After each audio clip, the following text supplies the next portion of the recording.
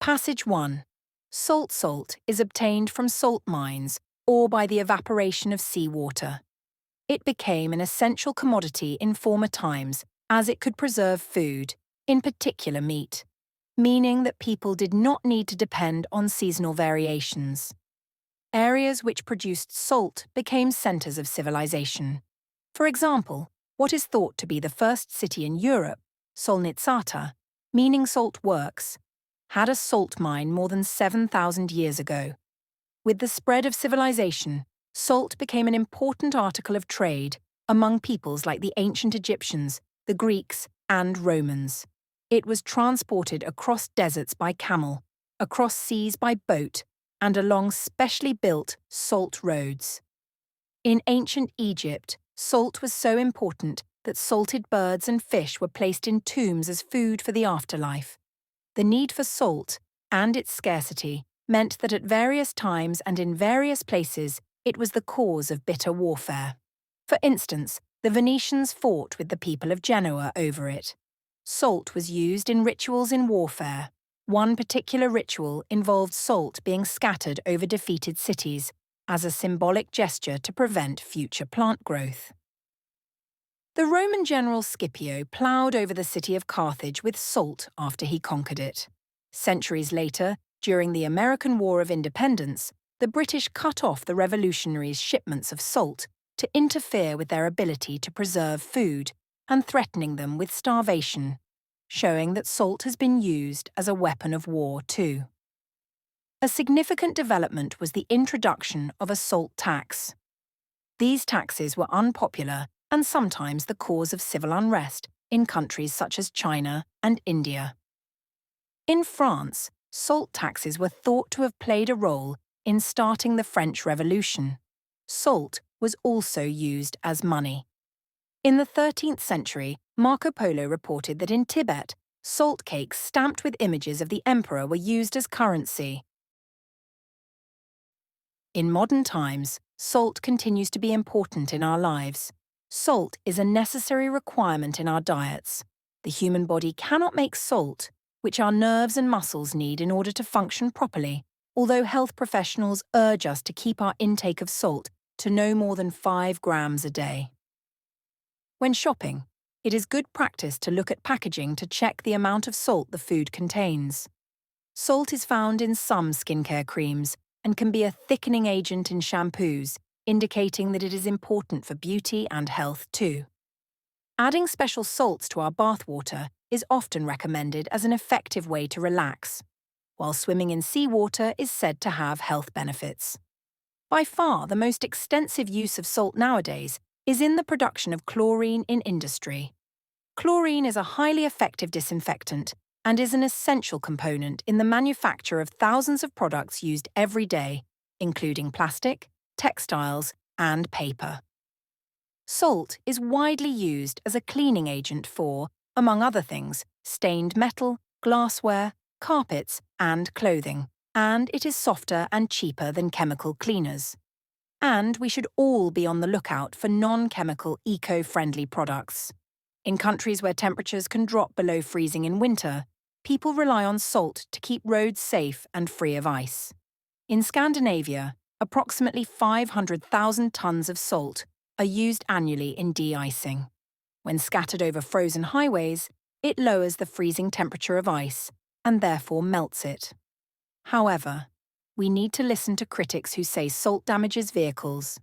These critics say that we should look to alternatives to salt such as corn and sugar beet products to de-ice our roads.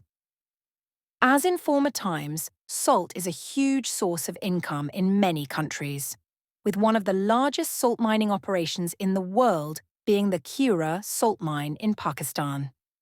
The word salt has made its way into many languages. For example, the city of Salzburg takes its name from the German word for salt. The word salary means salt, as it is sometimes thought that Roman soldiers were paid in salt.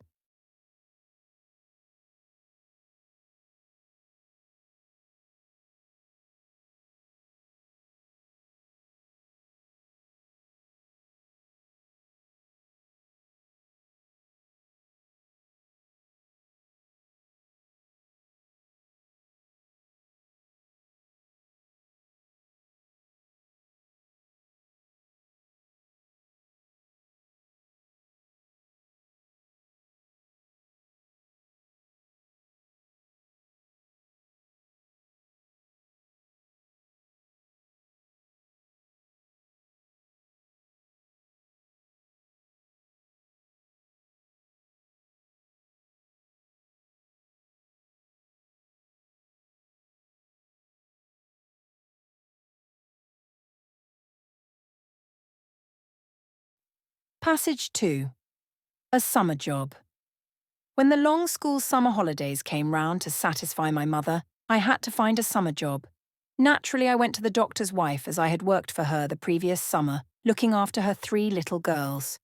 When I mentioned that I was looking for a job again, the doctor's wife asked if I would take her daughters to the beach every day, and if I could start the next day so that they could spend more time with a good, intelligent girl like me.